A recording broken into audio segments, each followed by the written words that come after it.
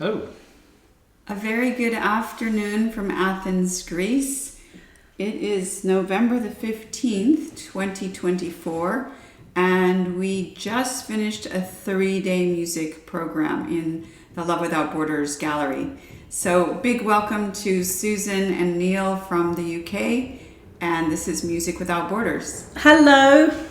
good afternoon, everybody. So happy to have you both back with us. We met the first time in London, actually, back in 2018. And 18. And I remember that Neil and Susan wanted to be involved and try to help support Love Without Borders. And with their music talents, they're both opera singers, communicators, podcasters. We have been able to sit down, meet with each other, and talk about wonderful ways to help serve our community and the children from the Middle East and Africa. So let's talk a little bit about the first time that you came here and how you felt coming to join our team in Athens. Do you know, it was a real honour because not only did we work with children, we were working with other local musicians who were highly talented. But there were some that were based in Greece, and there were a couple of refugees who were also musicians who added input. And it was a real honour to be part of that. It was also a bit of an adventure, really, because I don't think either of us really had a clue what we were going to do when we got here. And it was lovely because we could bring our son as well, who is also a musician. So it was great because he was only 18 at the time, so it was a good experience for him. So as I say, it was a bit of an adventure. We didn't know where Athens at all, or where we were staying, and it was lovely to find when we got here what a really nice space we had. We had some help from a business lady called Maria, and that really worked very well because it was extremely hot. It was in the 40-degree sort of bracket. And we were lucky that it was actually really cool down in that room. But yeah, it was amazing. And as Susan said, it was great to meet local musicians and other refugees to really create something very special over a number of days. And having looked at the videos we did at the time, we're still doing the same sorts of things, and people are really still enjoying it. So it's tremendous, really.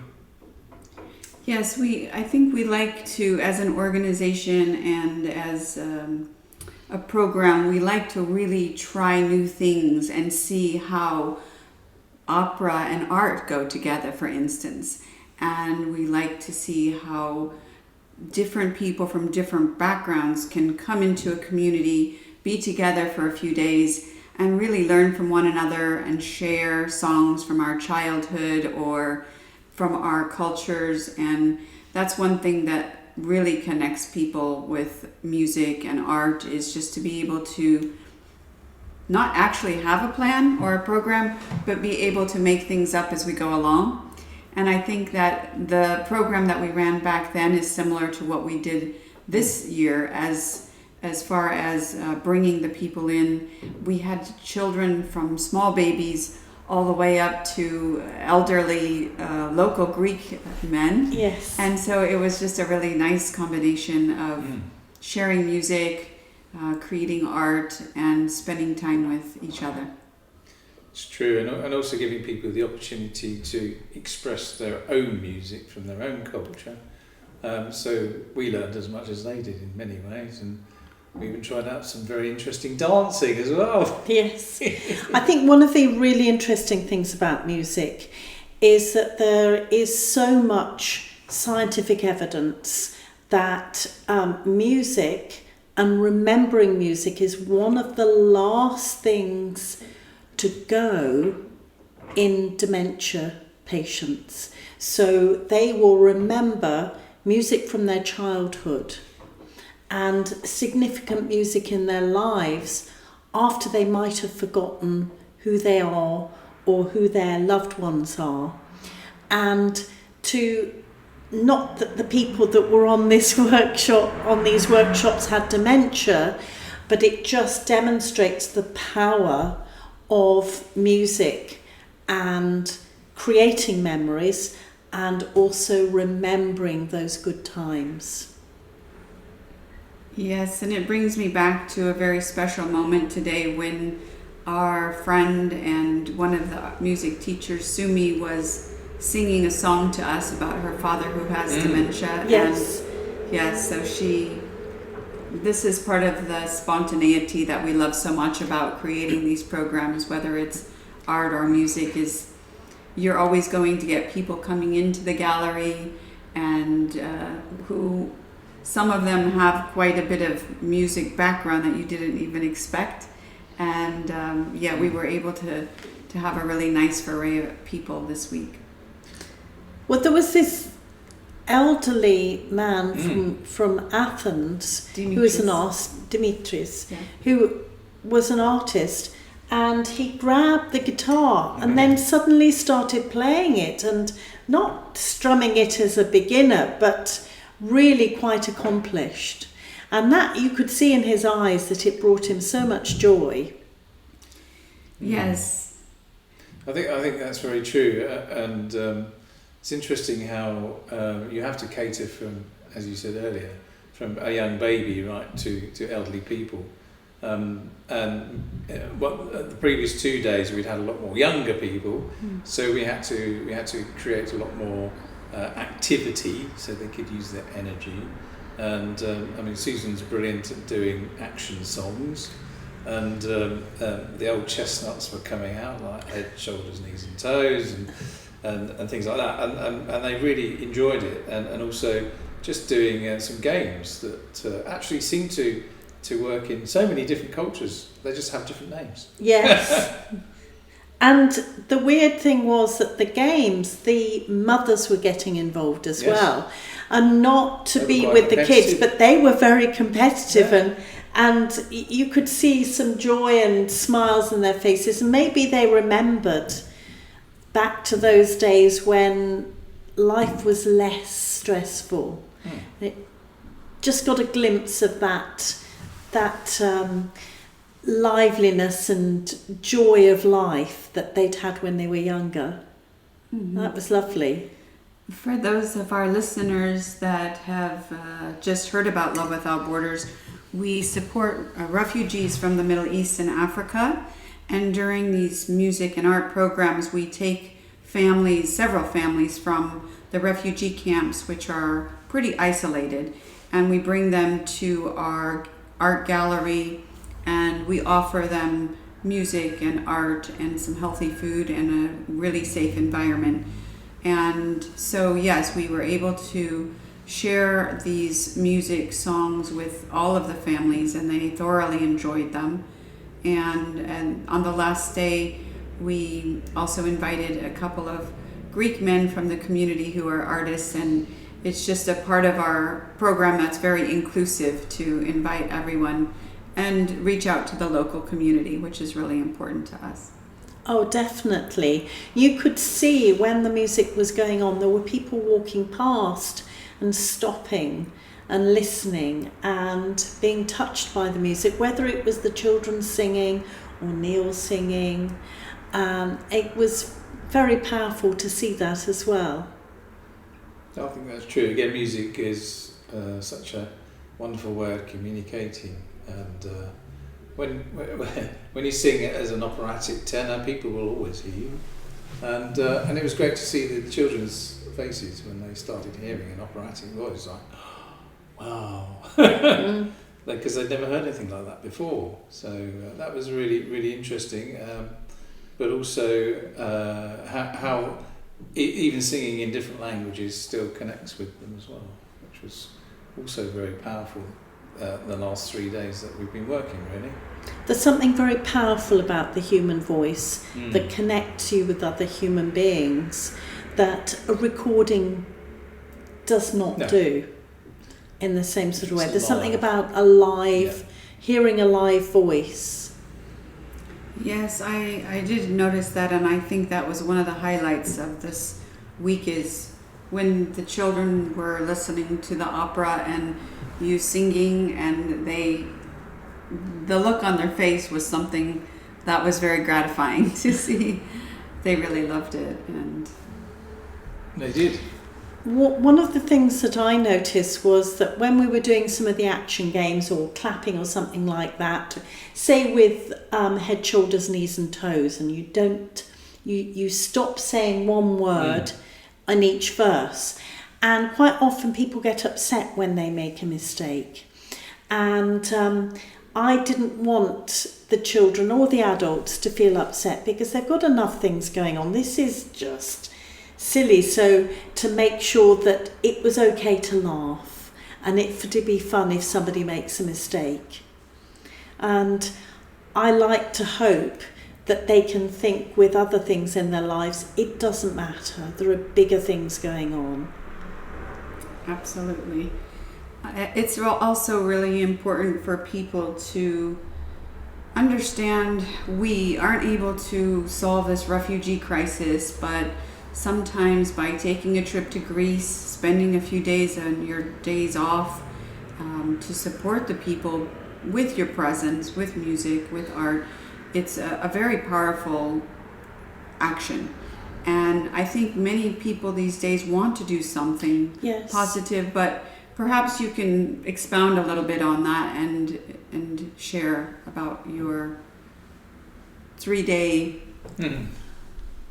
Yeah, I mean, it's Susan and I both have our own businesses, and but it's always joyful to be able to share your skill of music, and actually make a real difference to people who have very difficult lives, and you just take them out of that and almost make it into a normal day, well, what we call normal anyway.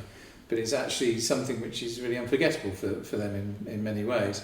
But it's also very powerful for us as human beings to be able to come and do that, really. And we've tried online over the last few years, especially after COVID and during COVID, but it's not the same. It's actually being in a room with people. And it's really good for us, and something which we're beginning to do more and more of, because music is such a healing thing. And the world needs a lot of healing at the moment. So we'll keep doing more of it, I think. From a point of view of the personal thing that you get from it, there are huge rewards, but also from a professional level, because we're both business owners, and I'm sure that a lot of your volunteers are business owners, or there might be people listening who are business owners or in corporate and they want to help. One of the really interesting things is that we normally have a structure, and we plan, and we deliver based on that plan. But in this situation, you plan and you structure, and then you have to be in the moment. And to, rather than anticipating the next thing, seeing what's going on around you and thinking on your feet, what do I do next that is going to serve the people that are in front of me? And it might be that nobody speaks English. And of course we have the lovely Ahmed, who can translate into Arabic. But if he's not there, if he's busy doing something else, for example, what can we do to keep everybody engaged and feeling like a community? And that is not only a real skill, it's something that you can really develop, that you can take into your own lives.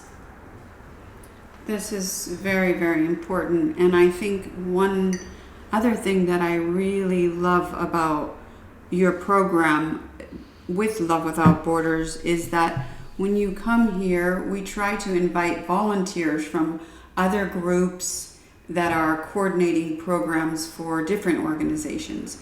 We try to have people coming in from the local community that are musicians that can help teach and also learn from you. So that way you teach them, they teach their community, and it stays within our communities so that we can continue these programs locally. And for me, that's really important because we lose sort of sight sometimes about how important music and art really are. They're so healing in every aspect, and especially with this community of displaced people, for us to be able to offer them these two platforms to communicate, it's really important, and we're so thankful that we had a good turnout this week and that we can continue the programs indefinitely. You know, I visualise, I'm sure that I'm right, that some of the things that we did, particularly with the families that were in the refugee camps, they will go back to the camps and they will be singing those or playing those games, and they will have new things that they can do to bring them joy. I think also it was really good that some of the mothers were actually videoing us, and I'm sure it will help them hopefully recreate or remind the kids that's what we did, shall we try it again, sort of thing. And also I think the other thing which we've enjoyed this week is helping other people who are here to learn how to do it without us being there. So mentoring them really. So we're going to continue mentoring people. Yeah. Yes, our friend Sumi is here from Greece, and she's a musician, and she has the great capability to be a teacher. Definitely. And so, yes, it's all about connecting and mentoring, and we're really excited to keep this program running, and so happy to have music and art in our program. Absolutely. One thing I sometimes get asked by other musicians, how could they be involved from the United Kingdom, for example? So there's different ways perhaps of helping and supporting refugees. We have connected people to individual families to help with sponsoring their housing, teaching English lessons, or buying a piece of art. We have a lot of mothers with children that are needing support. Even today, a woman from Sierra Leone wrote me, and I invited her to the music program, and at the end she needed food, she needed housing, and our answer to everything is art. So we sat her down, you all sang beautiful music while she was painting, and at the end of the day she was able to take home money with her for her painting, so she actually contributed something, and she is valued as a human being. I feel a lot of times it's very dehumanizing when people have to go from organization to organization asking for diapers and milk and food. And with us, we have found a beautiful way to offer tools for them to paint. They can hear music in the background, be inspired, and at the end of the day, they actually have money so they can make decisions on what they want to buy, not what we want to buy. And so this whole program is very helpful to the refugees, not only for short term, but we've housed many families with 1 year long-term sustainable programs under our housing program. For people that are not in Greece or that want to help, there's, as I mentioned, purchasing a piece of art or offering your time to help a family one directly is very valuable. And we'll leave our information so that you can contact us directly. And I think sometimes we have to keep things simple. Help one person. Maybe it doesn't have to be in Greece, but it can be in your community. And try to think in this way and keep those small acts of kindness going. That's very true, and we're very much looking forward to continuing this program in the future, as we love it. It's fun. Yes, we're very thankful that you've flown all the way to Greece, and we hope that your time is blessed, and yes, we're very thankful. It's been a pleasure. Thank you.